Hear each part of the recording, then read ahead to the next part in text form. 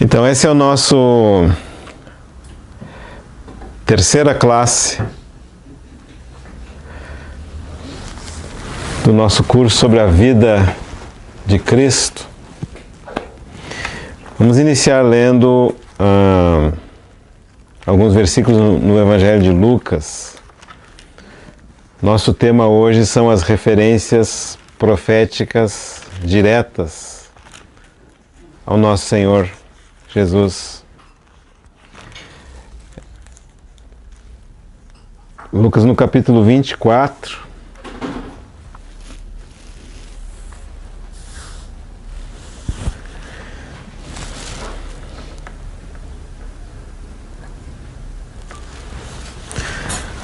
Lucas capítulo 24, a partir do versículo 13. É o relato de uma interação que ocorreu entre o nosso Senhor e alguns de seus discípulos a caminho de um lugar chamado Emaús.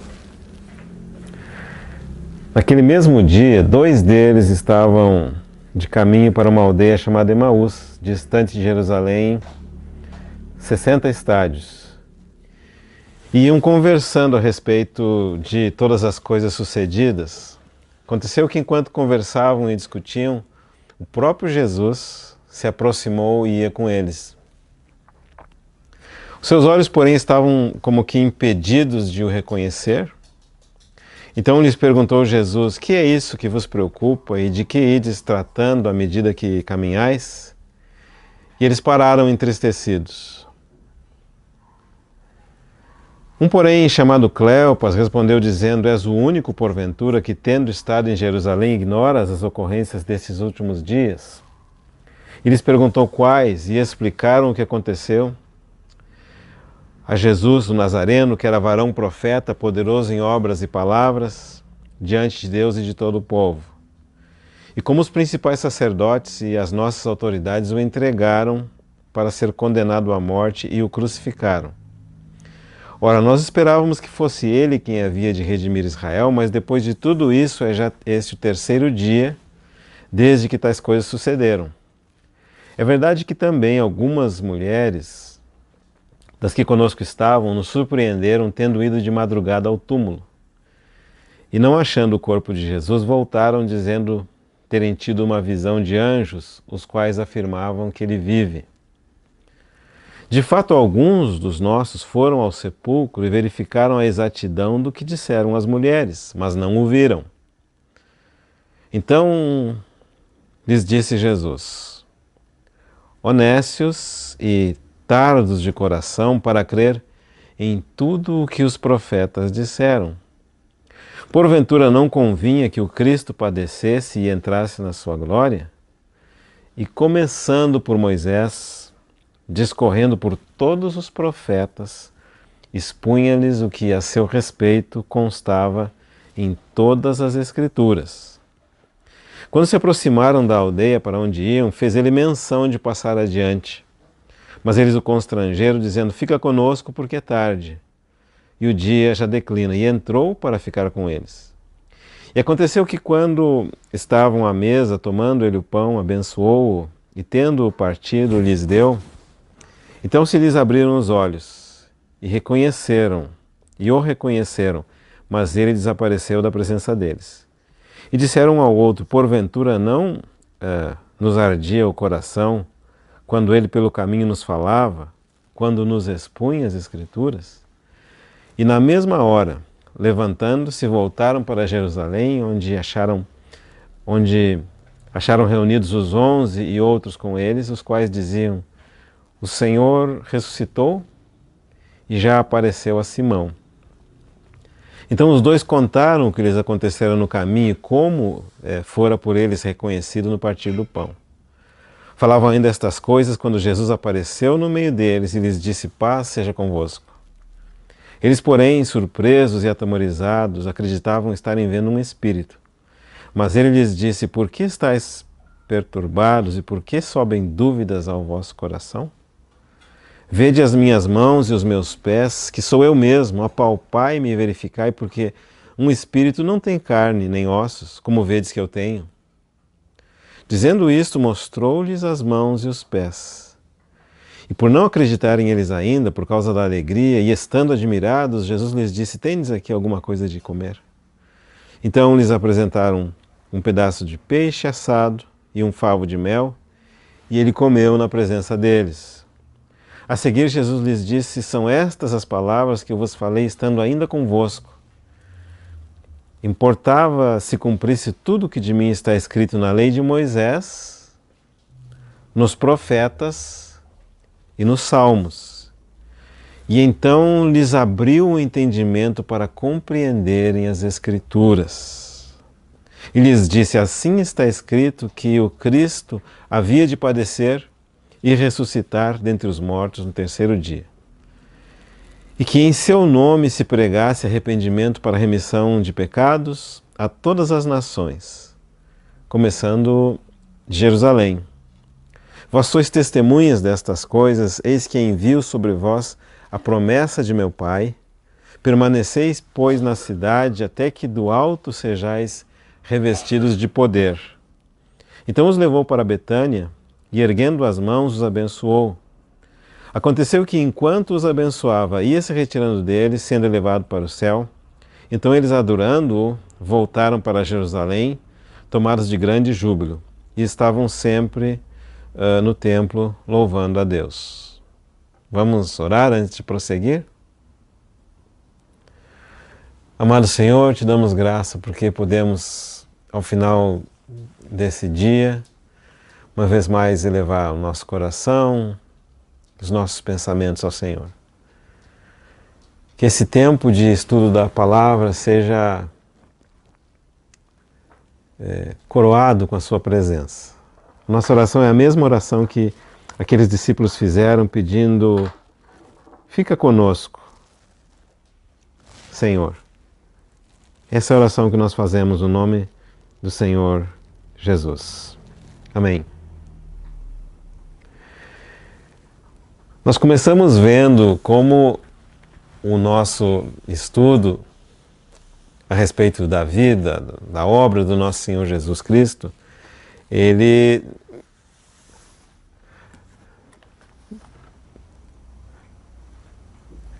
vai se basear evidentemente naquilo que a Escritura fala sobre o Senhor. E nós vimos como o nosso Senhor, ele é único.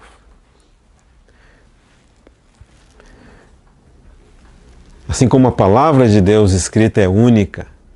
E nós vemos como é uma peculiaridade desse livro que a história do nosso Senhor começa antes da história.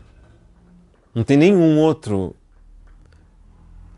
personagem com essa mesma característica. Nós vimos que se nós queremos estudar a vida do nosso Senhor Jesus, não é suficiente voltar ao começo da história humana.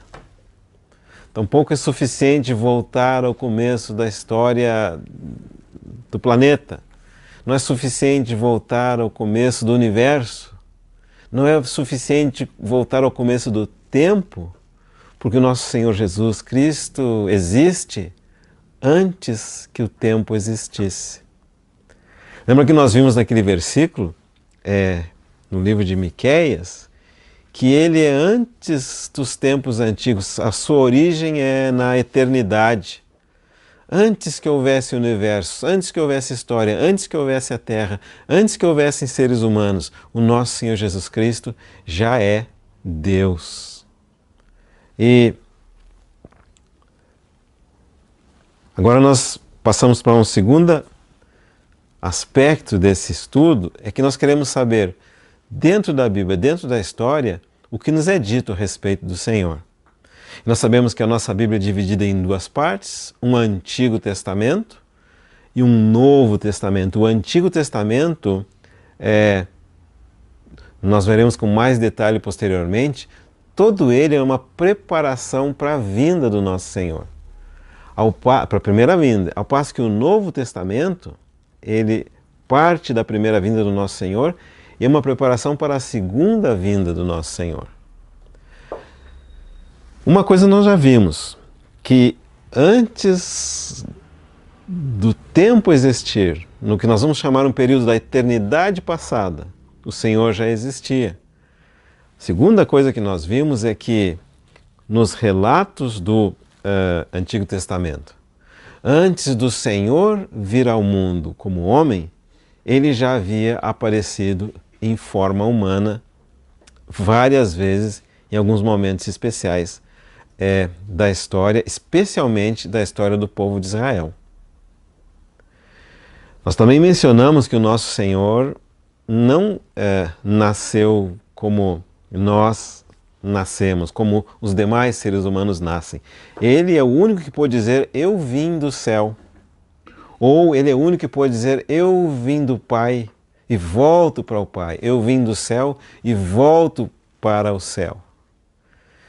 Quando nós falamos a respeito do nascimento do nosso Senhor, a Bíblia vai falar que ele era aquela palavra, o Verbo eterno, que se fez carne.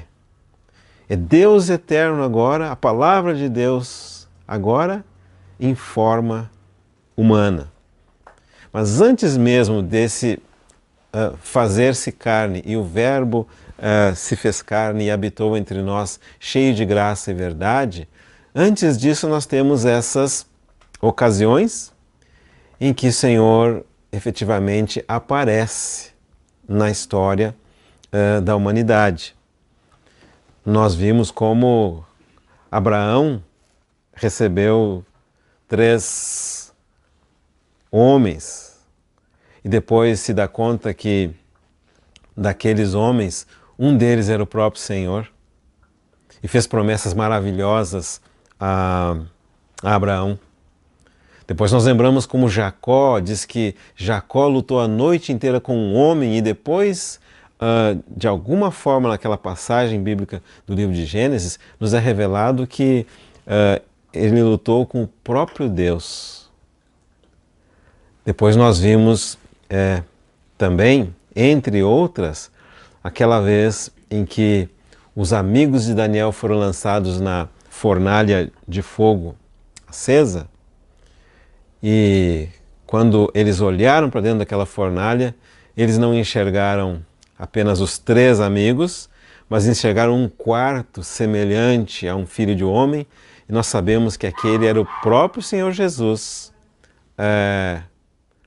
acompanhando eles no meio daquela dificuldade. São ocasiões em que Jesus, o Filho de Deus, aparece em forma humana antes dele entrar efetivamente na humanidade. Como nós sabemos que era o nosso Senhor, é porque no Evangelho de João está escrito que ninguém jamais viu a Deus. Entre Pai, Filho e Espírito Santo, o único que tem uma imagem, ou o único que é a imagem da divindade, é o Senhor Jesus. Ele fala, ninguém jamais viu a Deus, mas Jesus Cristo, nosso Senhor, declara Deus para nós, manifesta Deus para nós, expressa Deus para nós. Agora os nossos olhos humanos que não podem ver o Deus invisível, especialmente que não podem ver um Deus santo sem morrer. Agora em Cristo Jesus, os nossos olhos podem sim ver a Deus. É claro que nós damos graças ao Senhor por isso. Essas manifestações do Senhor no Antigo Testamento ainda não eram a vinda dele em forma humana, como ocorreu quando o Verbo se fez carne. Qual que é a diferença? É que quando o Senhor Jesus Cristo veio efetivamente e entrou na raça humana, a Bíblia nos diz que de uma vez por todas ele se tornou um homem.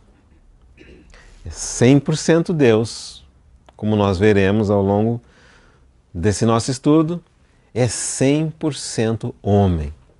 100% Deus, ele pode nos salvar completamente.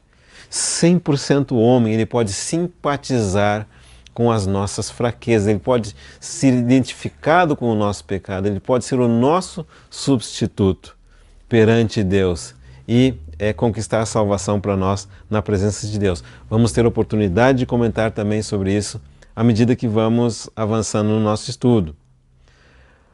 O que mais nós vimos? Nós vimos também que as menções do nosso Senhor no Antigo Testamento, elas são de natureza profética. O que significa isso?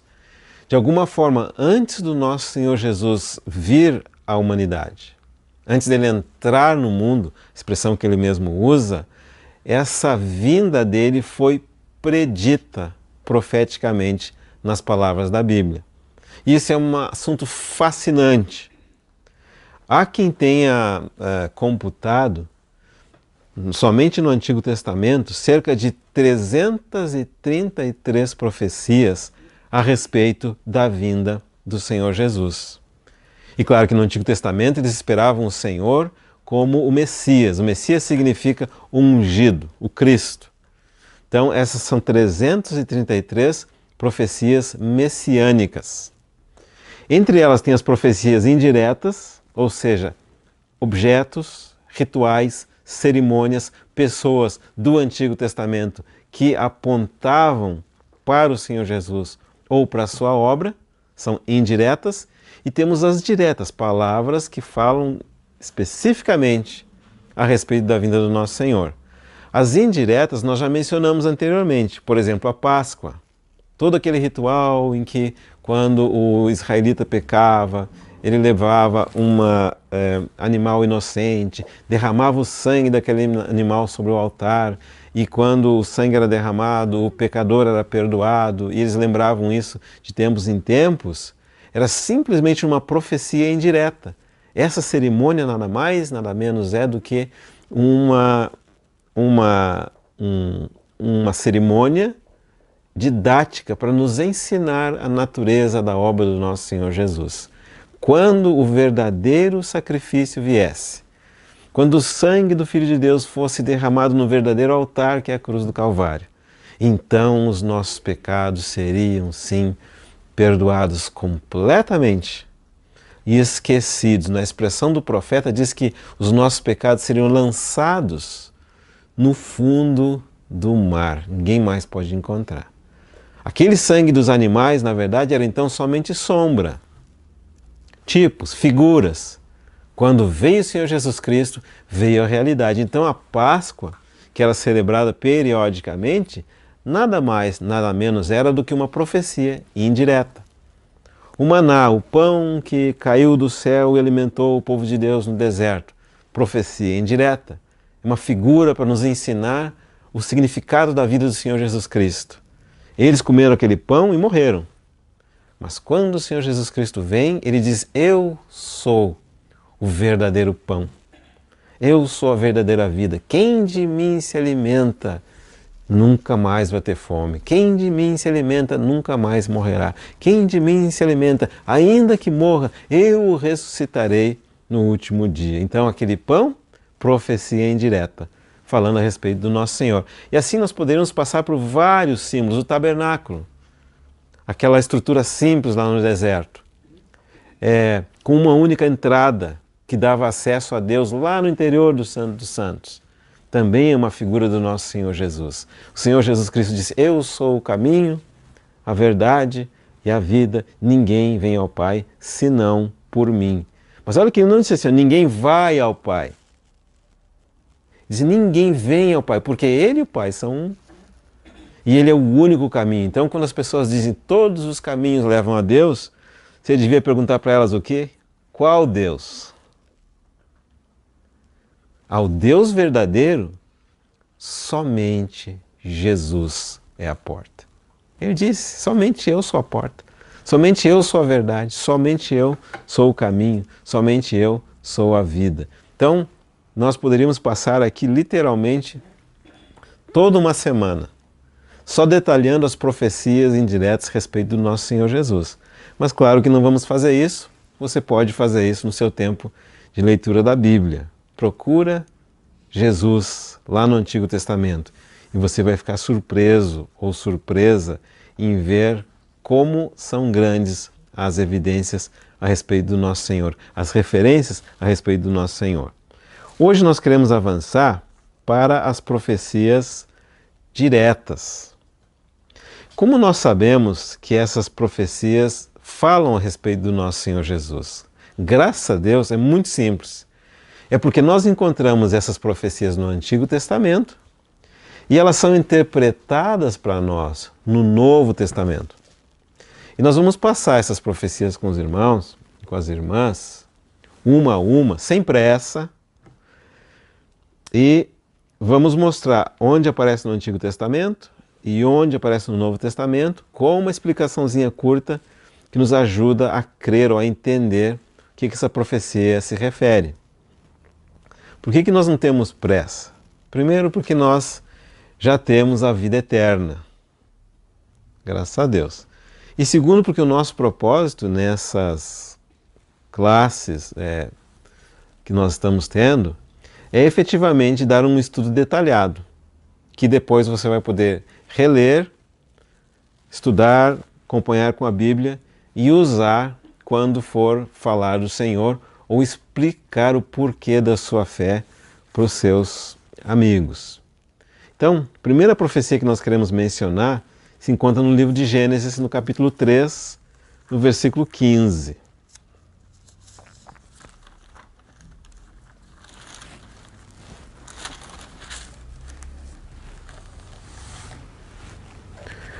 Quando o Senhor fala com a serpente, depois que ela induziu ao primeiro casal a pecar contra Deus, desobedecendo a sua palavra, ele vai dizer o seguinte: porém inimizade entre ti e a mulher. Entre ti quem? A serpente. Entre a tua descendência, agora presta atenção aqui, ó, e o seu descendente. Este te ferirá a cabeça e tu lhe ferirás o calcanhar. Nós vemos aqui que, de alguma forma, existe uma inimizade entre a serpente, que nós sabemos que não é nenhum outro senão o próprio Satanás, e a mulher. Satanás odeia as mulheres. E todo aquele que está alinhado, ou que é a descendência dele, também vai partilhar desse sentimento de ódio. E por isso nós temos que ser muito cuidadosos. Para não... primeiro, para não odiar ninguém. E segundo, para não odiar alguém na companhia do próprio inimigo de Deus. Por que ele odeia as mulheres? Porque ele sabia, ao contrário de alguns de nós, ele sabia que através de uma mulher nasceria o Salvador. Por isso, historicamente, as mulheres são odiadas. E por Satanás e por seus instrumentos, e às vezes por alguns de nós por causa da ignorância. Aí você pode perguntar, por que ele odiava a mulher? Porque qualquer uma daquelas mulheres era a mulher que poderia em potencial trazer o nosso Senhor Jesus Cristo ao mundo. E quando o Senhor Jesus Cristo viesse ao mundo, a palavra diz, Satanás ia ferir o calcanhar do Senhor, é uma referência ao que ele fez ao Senhor na cruz, mas o Senhor ia esmagar a cabeça da serpente. É uma referência à obra do Senhor Jesus Cristo na cruz. Mas então ele odiava todas as mulheres até que veio aquela através de quem nasceu o Salvador. Mas então por que depois do nascimento do Salvador ele continua odiando as mulheres? É porque elas foram aquelas através de quem nasceu aquele que vai destruir definitivamente Satanás. Quando Satanás fere o Senhor na cruz, é como uma ferida no calcanhar, não é mortal. A morte não pôde reter ele. Mas quando o Senhor Jesus Cristo fere Satanás na cruz, é uma ferida mortal, porque quando o Senhor Jesus Cristo estava se aproximando da cruz, ele disse assim, ó, está julgado o príncipe deste mundo. Eu não tenho nada a ver com ele, mas quando ele, usando a sua descendência, a mão humana dos religiosos judeus e dos políticos romanos, mata na cruz do Calvário o autor da vida, ele estava decretando, colocando o selo final na sentença de condenação de Satanás ao inferno de fogo e tormento para todo o sempre. Como nós sabemos que versículo de Gênesis 3:15 é uma profecia a respeito do nosso Senhor, porque nós encontramos lá no Novo Testamento um versículo que nos fala algo a esse respeito. Abre comigo em Mateus no capítulo 1, versículo 18.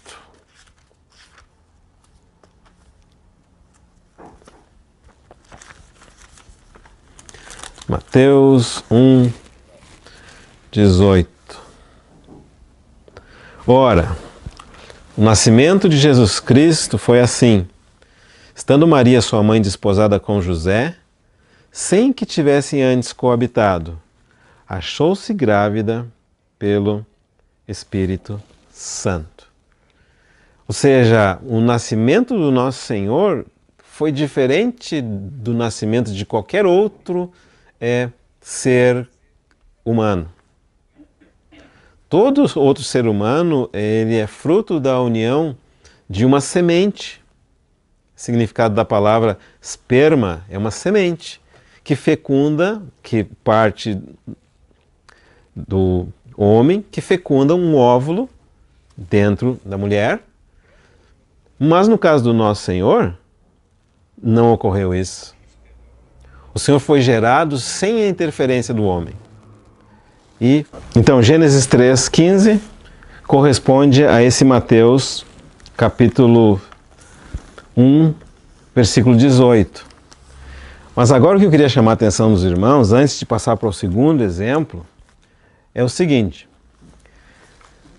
Quando o Senhor nasceu, que nós consideramos o ano 1 da era cristã,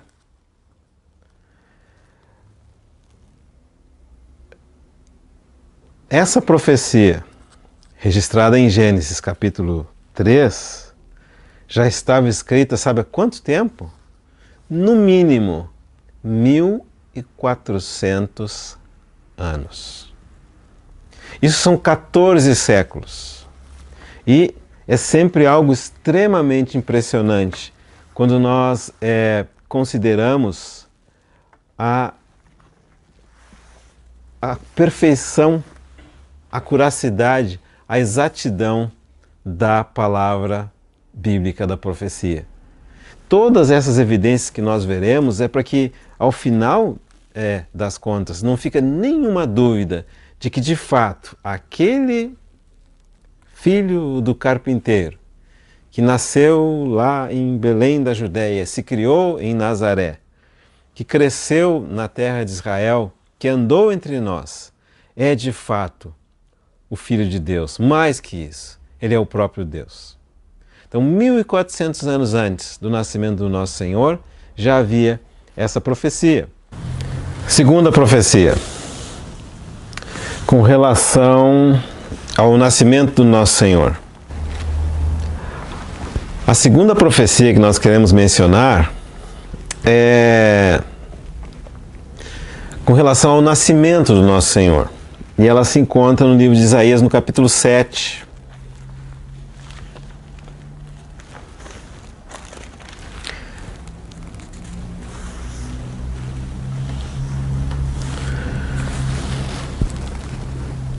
Versículo 14, Isaías 7:14.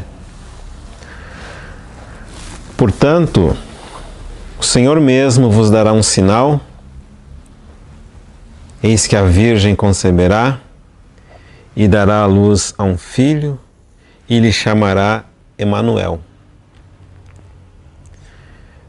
Como nós sabemos que de fato essa profecia se refere ao nosso Senhor Jesus, porque a própria Bíblia vai nos dizer isso no Evangelho de Mateus, no capítulo 1.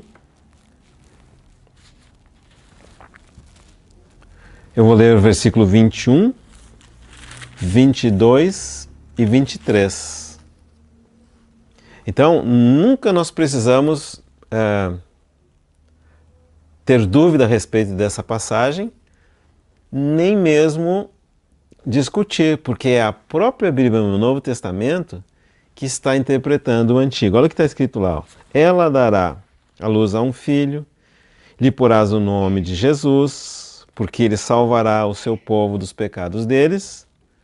Ora, tudo isso aconteceu para que se cumprisse o que fora dito ao Senhor por intermédio do profeta. Mais claro que isso é impossível. Versículo 23. Eis que a Virgem conceberá e dará à luz a um filho, e ele será chamado pelo nome de Emanuel, que quer dizer Deus conosco. Profecia maravilhosa, cheia de conforto. Depois da vinda do nosso Senhor Jesus Cristo ao mundo, depois da sua obra, especialmente a sua obra de redenção na cruz do Calvário, Deus é Deus para sempre, conosco, em Jesus. Deus conosco. Aqui outra coisa importante. Essa profecia a respeito do nascimento do Senhor a partir de uma virgem, muitos questionavam, né, especialmente os incrédulos, dizendo que essa palavra virgem que aparece aqui no Isaías capítulo 7 também podia ser referência a uma jovem solteira, né? Mas, olha que fala lá, ó, portanto o Senhor mesmo vos dará um sinal. Ou seja, se fosse uma jovem solteira concebendo uma criança pelo processo natural, convencional, não seria nenhum sinal. Mas uma virgem conceber sem a participação de alguém do sexo masculino, porque a Bíblia diz que o que nela foi gerado foi do Espírito Santo, sem dúvida nenhuma era um sinal. Mas uma coisa que também nos enche de admiração pela palavra de Deus é que essa profecia de Isaías capítulo 7, assim como todas as profecias de Isaías, foi proferida cerca de 700 anos antes do nascimento do nosso Senhor. Isso é maravilhoso. Quão certa é a palavra de Deus. Então nós já vimos o modo de nascimento do Senhor, completamente diferente. Agora vai nos mostrar de quem ele era descendente. Abre comigo de novo no livro de Gênesis. Capítulo 12.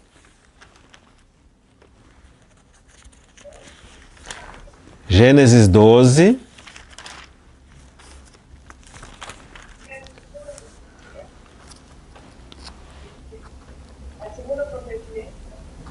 A segunda foi, a primeira foi da semente da mulher, descendente da mulher em Gênesis. A segunda, então, do nascimento como virgem.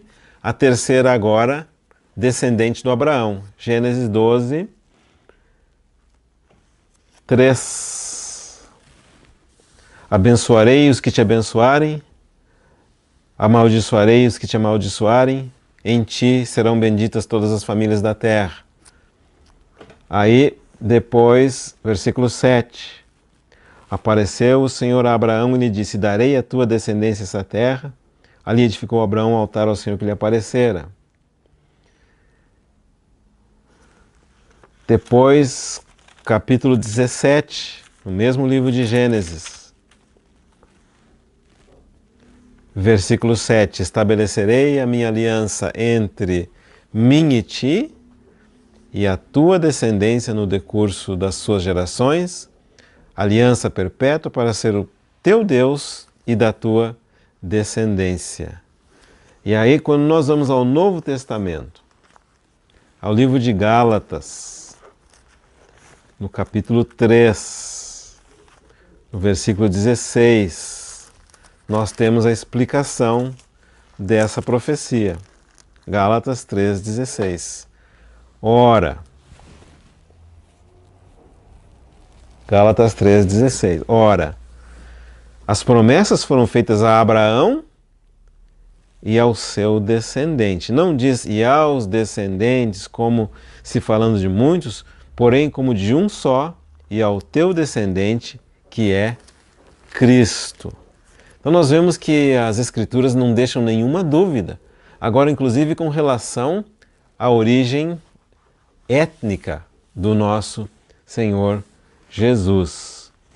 Mas, além de ser dentre os descendentes de Abraão, a Escritura vai ser mais específica ainda e vai falar que ele é descendente, dentre os descendentes de Abraão, ele é descendente da tribo de Judá. Abre comigo livro de Gênesis, no capítulo 49.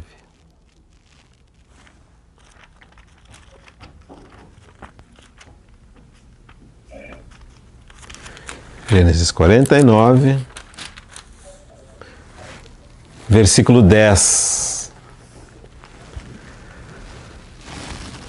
O cetro não se arredará de Judá, e nem o bastão de entre seus pés, até que venha Siló, e a ele obedecerão os povos.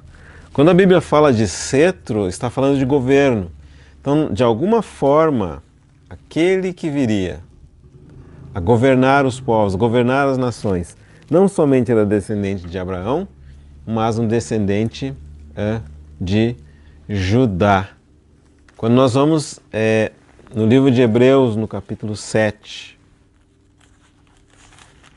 versículo 14, vamos encontrar uma referência a esse fato. De novo, a Escritura, interpretando a Escritura para nós, de forma que não resta dúvida.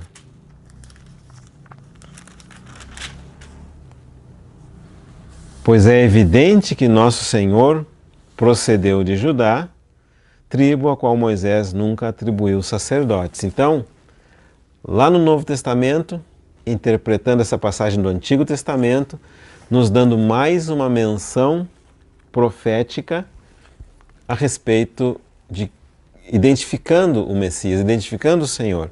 E depois tem mais um versículo em Apocalipse capítulo 5, quando fala que ele é a raiz de Judá. É um descendente de Judá. Mas dentre a tribo de Judá, tem uma profecia mais específica dizendo que ele é da casa do Davi. Isso se encontra em 2 Samuel, capítulo 7.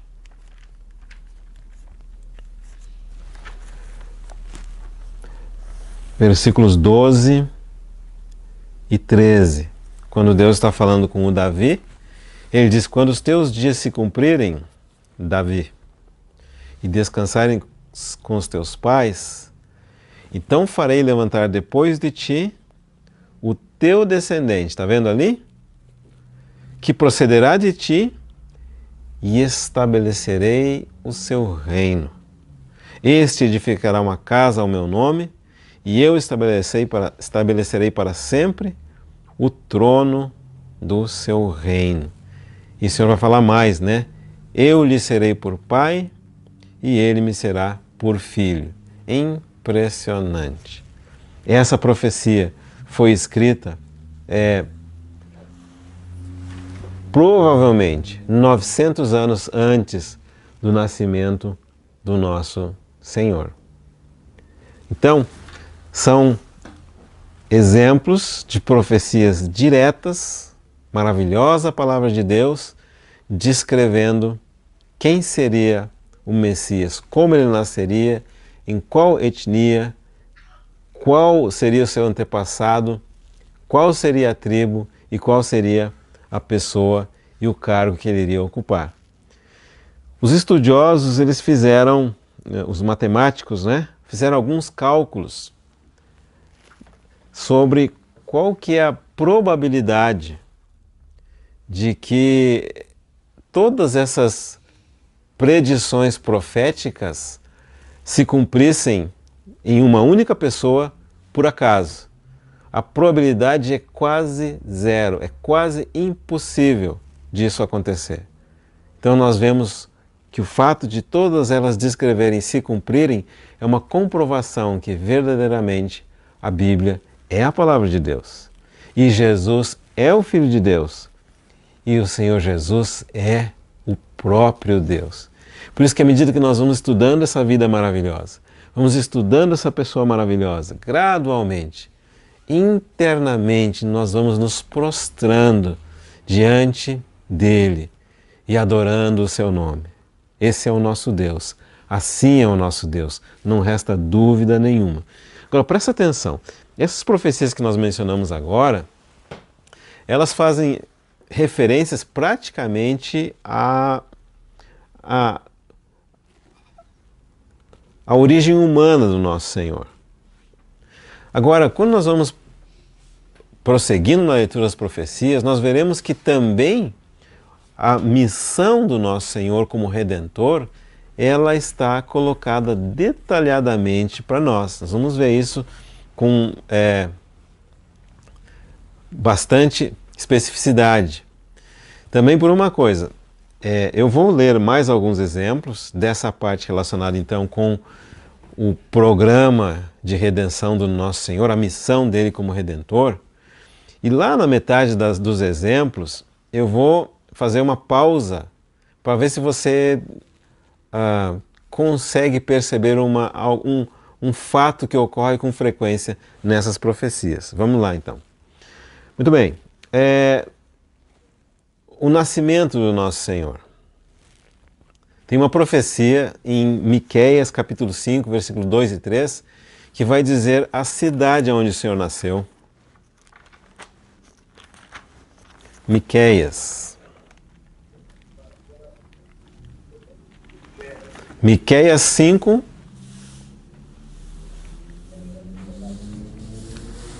dois e 3. E tu, Belém Efrata, pequena demais para figurar como grupo de milhares de Judá, de ti me sairá o que há de reinar em Israel, e cujas origens são desde os tempos antigos, desde os dias da eternidade. Acho que é suficiente parar aqui no 2.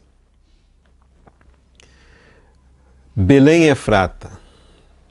Essa designação se refere a uma localização, uma cidade que existia lá na terra de Israel, na época do nascimento do nosso Senhor, indicando aonde o Senhor nasceria. Mas quando essa profecia foi proferida? Aproximadamente 700 anos antes da vinda do nosso Senhor. 7 séculos antes.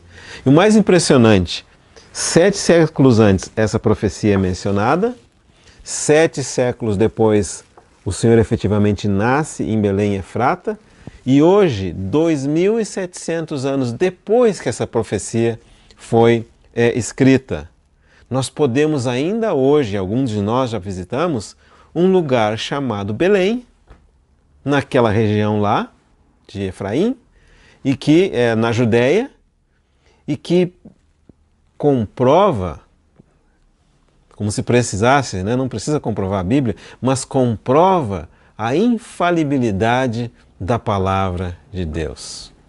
É impressionante, é impressionante. Nós também vimos então essa lá no Antigo Testamento, e em Mateus, no Novo Testamento, no capítulo 2, versículo 6, vem a interpretação dada pela própria Bíblia de que essa profecia se refere ao Senhor Jesus, que nasceu em Belém da Judéia. Mateus 2, 6.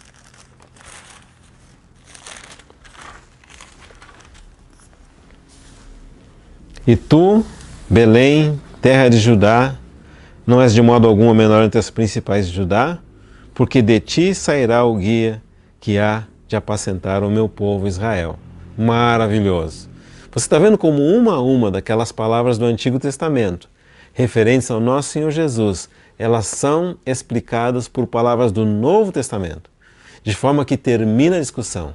Ninguém precisa brigar por causa disso. É a palavra de Deus, interpretando a palavra de Deus para nos dar a segurança de que esse Jesus, a respeito do qual a Bíblia fala, é o nosso Senhor efetivamente. Nós já vimos que ele seria chamado Emanuel, está em Isaías capítulo 7, versículo 14, Mateus capítulo 1, versículo 23. Agora tem uma outra que vai falar que vai ser adorado pelos gentios. Isaías capítulo 60. Não esqueça que à medida que nós vamos dando exemplos, nós esperamos que você se dê conta de algo que ocorre com muita frequência nessas profecias com respeito ao nosso Senhor. Isaías capítulo 60, versículo 3. As nações se encaminham para a sua luz e os reis para o resplendor que te nasceu. Versículo 6. A multidão de camelos te cobrirá, os dromedários de Midian e de Efa, todos virão de Sabá, trarão ouro e incenso e publicarão os louvores do Senhor. Finalmente, versículo 9. Certamente as terras do mar me aguardarão, virão primeiro os navios de Tarsis para trazerem teus filhos de longe e com eles a sua prata e o seu ouro para a santificação do nome do Senhor teu Deus e do Santo de Israel, porque Ele te glorificou. Então, esses versículos aqui estão dizendo que, de alguma forma, os gentios ou as nações, aqueles povos que não pertencem a Israel, iriam sim levar presentes para o Senhor e iriam adorá-lo. Abre comigo em Mateus capítulo 2, versículo 11.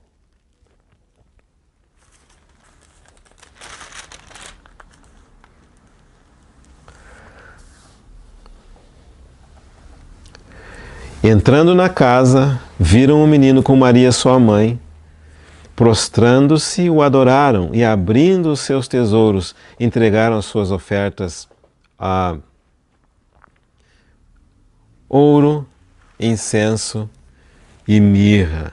E nós sabemos que essas pessoas que vieram não pertenciam ao povo de Israel, né? De acordo com a profecia, o Senhor veio para os que eram seus e os seus não o receberam. Mas esses aqui que vieram de longe, lá do Oriente, trouxeram presentes e adoraram o Senhor exatamente conforme a palavra da profecia havia dito 700 anos antes. Também uma palavra de profecia, essa está no livro de Oséias, capítulo 11, fala um detalhe da vida do nosso Senhor, de que ele seria trazido lá do Egito. Oséias 11, versículo 1. Quando Israel era menino, eu o amei e do Egito chamei meu filho. Abre agora em Mateus capítulo 2, versículo 15.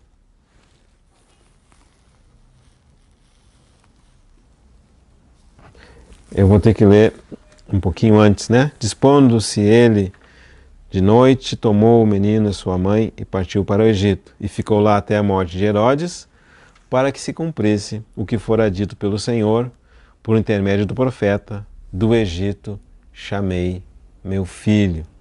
Exatamente conforme aquela profecia de 755 anos antes do nascimento do nosso Senhor. E claro que todas essas coisas falam, sem dúvida nenhuma, do amor de Deus por nós. Nós sabemos que lá em Oséias estava fazendo uma referência à nação de Israel, os descendentes de Abraão, os netos de Abraão, os filhos, os bisnetos de Abraão, os filhos do Jacó. Eles passaram como escravos 400 anos no Egito, e de lá o Senhor os resgatou. E às vezes você podia ficar se perguntando, mas por que Deus permitiu que o povo de Israel fosse escravo lá no Egito por todos aqueles anos? Se nós lemos com bastante atenção o Antigo Testamento, vamos ver que o Senhor permitiu com um propósito duplo. Primeiro, porque lá o Senhor queria formar eles uma nação, um povo para si. E o segundo, porque eles foram para o Egito por causa do seu próprio pecado, por causa da maldade deles. De qualquer forma, eles mereceram passar pelo Egito. Mas quando nós lemos o relato do nosso Senhor Jesus, nós vemos que ele não merecia. Mas assim mesmo o Senhor foi perseguido e passou pelo Egito. E nós sabemos que o Egito, na Bíblia, é uma figura do mundo. Às vezes você pode estar se perguntando por que nós temos que passar por esse mundo tão cheio de dificuldades, de tristeza, de sofrimento, de dores, de greve, de injustiça. Por que eu, Senhor? Por que eu? Mas não esquece que Jesus, sendo rico, se fez pobre. Sendo Deus, se fez homem. Sendo santo, se fez pecado. Por quê? Estando no céu, ele veio ao mundo. E do Egito chamei meu filho. Por quê? Porque Deus em Cristo Jesus amou a mim e a você. E eu não sei por que Jesus me amou. Não, talvez você saiba por que ele te amou. Eu não sei por que ele me amou. Mas uma coisa eu sei. Ele me amou. E ele veio para o mundo. E ele enfrentou esse mundo. E ele venceu esse mundo para abrir um caminho para nós. Assim é o nosso Deus. Então essa foi mais uma profecia. E agora a última profecia em relação a essa parte da vida do nosso Senhor, ela se encontra de novo no livro de Isaías, no capítulo 11. Não, no capítulo 40, perdão. Isaías, capítulo 40.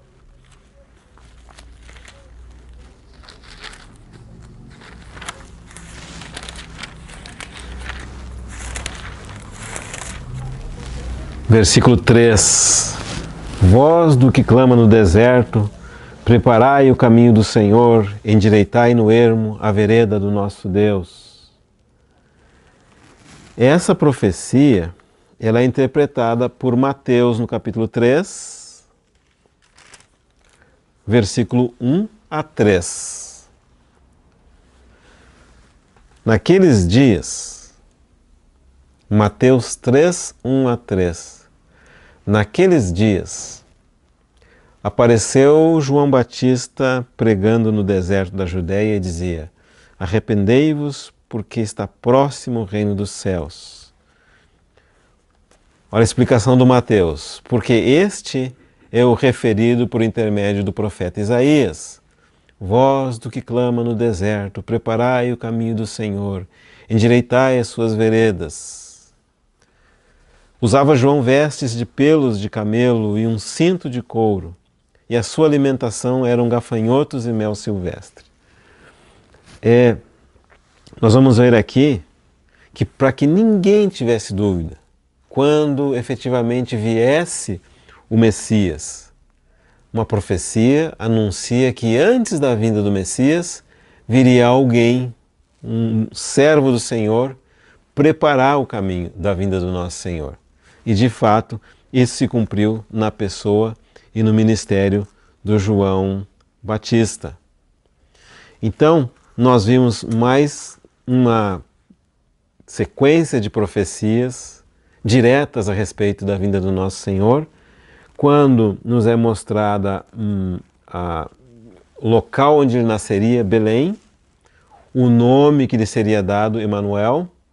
Ele seria adorado pelos gentios, como de fato foi adorado pelos reis do Oriente, e não precisa ir muito longe para ver que nós, hoje gentios, o adoramos como nosso Senhor. Depois ele seria chamado do Egito e finalmente teria um precursor, um servo de Deus que ministraria adiante da vinda do nosso Senhor, cumprindo exatamente aquilo que o Antigo Testamento falava. Agora, no próximo bloco, faz menção aos 30 anos de ministério do nosso Senhor. Nós vamos falar sobre isso depois, se Deus permitir, na sequência do curso, mas a vida e a obra do nosso Senhor ela pode ser dividida em diferentes partes, tomando em consideração aquilo que é mencionado a respeito da vida dele. Eu vou explicar. Os primeiros 30 anos de vida do nosso Senhor, praticamente nada é mencionado.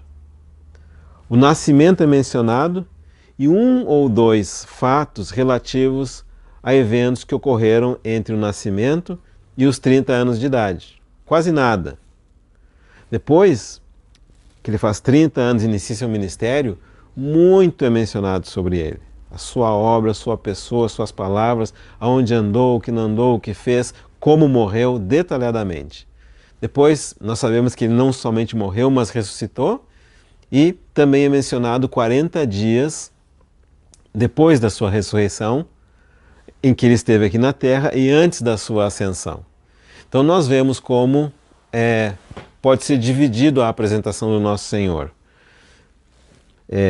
antes do seu nascimento, depois do seu nascimento até os 30 anos, dos 30 aos 33, que culminou com a sua morte e ressurreição, e depois os 40 dias que ele esteve aqui. Eu vou ler mais uma ou duas exemplos agora dessa parte desses 3 anos e meio de ministração, dos 30 aos 33, e aí vou ver se você conseguiu captar qual que é o fato que está aparecendo com muita frequência nessas referências. Bom, que ele seria cheio do Espírito Santo, isso foi profetizado também. Aonde? No livro de Isaías, no capítulo 11. Isaías, capítulo 11.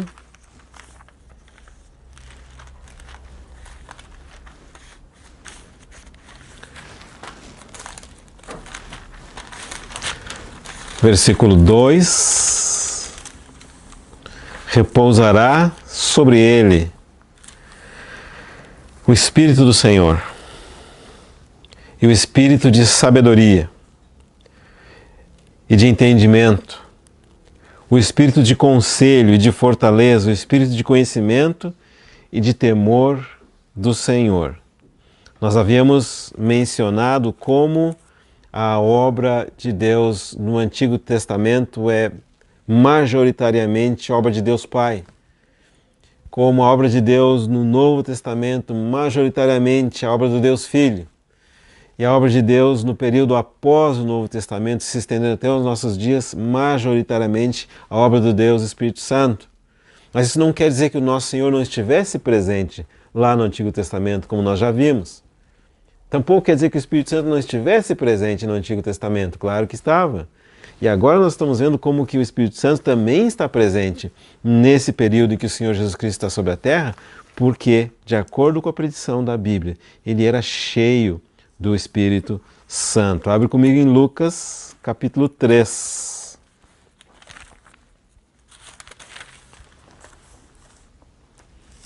Versículo 22.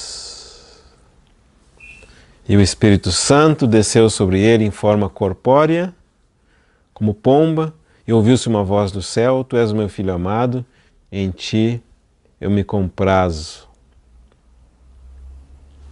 Depois no capítulo 4 de Lucas, versículo 18, o Espírito do Senhor está sobre mim, pelo que me ungiu para evangelizar os pobres, enviou-me para proclamar libertação aos cativos e restauração de vista aos cegos, para pôr em liberdade os oprimidos e apregoar o ano aceitável do Senhor.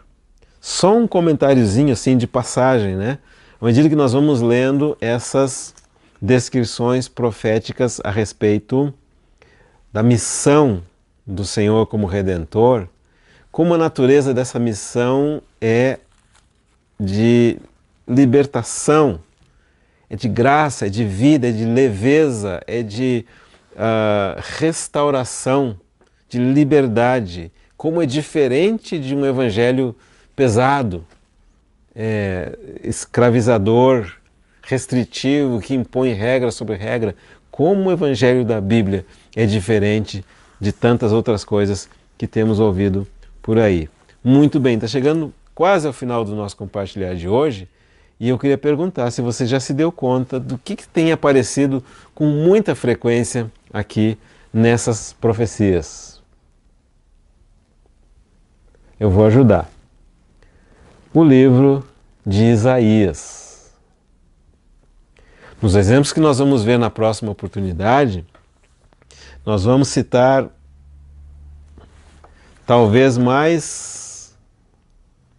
no mínimo mais 10 passagens do livro de Isaías que fazem menção a aspectos da obra do nosso Senhor Jesus Cristo. De novo lembrando que esse livro foi escrito cerca de 700 anos antes da vinda do nosso Senhor ao mundo e agora, já quase 2.700 anos depois que o livro foi escrito. Ou seja, nós estamos estudando um material de quase 3.000 anos de idade. Pensa bem. Como que nós podemos ter certeza que essas palavras que nós lemos na nossa Bíblia de hoje são de fato aquelas palavras que foram escritas na Bíblia de antigamente. O Senhor é maravilhoso. No ano de 1947, no mesmo ano em que foi fundado o Estado de Israel, um pastorzinho de ovelhas estava procurando a sua ovelha nas imediações do Mar Morto, lá no território de Israel, na parte noroeste do Mar Morto, na parte leste do deserto da Judéia, naquela parte montanhosa que aparece quando a gente caminha para Jerusalém. Pois não é que ele joga uma pedra dentro de um buraco lá à procura das suas ovelhas, os seus cabritos, e descobre um som diferente. E quando ele vai procurar a origem desse som, ele se dá conta que tem algo mais lá. E ele encontra vasos contendo pergaminhos ou rolos. E quando eles vão examinar aqueles vasos, eles descobrem que tem um material escrito. E quando vão ler esse material escrito, eles descobrem que são porções da palavra de Deus. Eles descobrem então 11 cavernas. Dentro dessas 11 cavernas, 981 fragmentos. E dentro desses fragmentos, que eles chamam os rolos do Mar Morto, né? Eles encontram cópia parcial ou completa de todos os livros do Antigo Testamento, com exceção de um. Não encontraram o livro de Esther. Até aquela época, até 1946, a cópia mais antiga, ou o manuscrito mais antigo que eles tinham da Bíblia, era por volta do ano 700, 800. O mais antigo.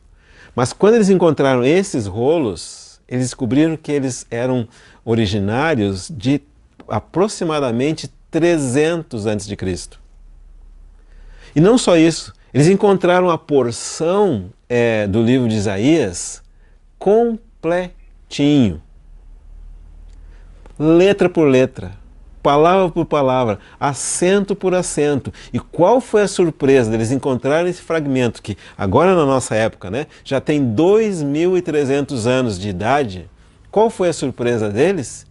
Eles não encontraram nenhuma diferença entre a escritura hebraica, que é a base da nossa tradução da nossa Bíblia de hoje. Não é um motivo de nos prostrarmos diante da fidelidade do nosso Senhor? Nenhum tio, nenhuma letra, nenhum acento, nenhuma vírgula diferente da versão hebraica foi encontrada naqueles rolos lá das cavernas de Qumran. E isso, evidentemente, é mais um motivo de nos prostrarmos diante do nosso Senhor.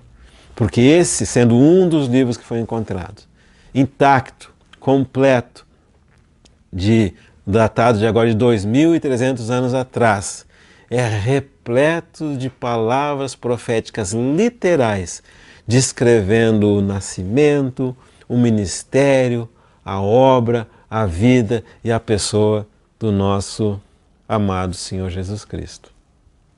Então, são coisas que nos enchem de humildade, num certo sentido. Por um lado, saber quão grande é o nosso Deus. E, por outro lado, saber quão indignos nós somos. Mas aprove a Deus revelar-se a nós em Cristo Jesus. Deixar esse registro escrito nas palavras da Bíblia e nos dar o privilégio de poder estudar essas palavras juntos. A nossa expectativa é que à medida que nós vamos estudando essa palavra, esse Deus maravilhoso vá se revelando no nosso coração e nós vamos ficando cada vez mais arraigados na verdade, certos de que o Deus Criador dos céus e da terra, o mesmo Deus de Abraão, de Isaac e de Jacó, o mesmo Deus de Davi, de Daniel e de Isaías, é o Pai do Senhor Jesus Cristo. E também é o nosso Pai. Ele é o nosso Deus. Grande é o nosso Senhor, nós bendizemos o seu nome. Vamos terminar com uma palavra de oração?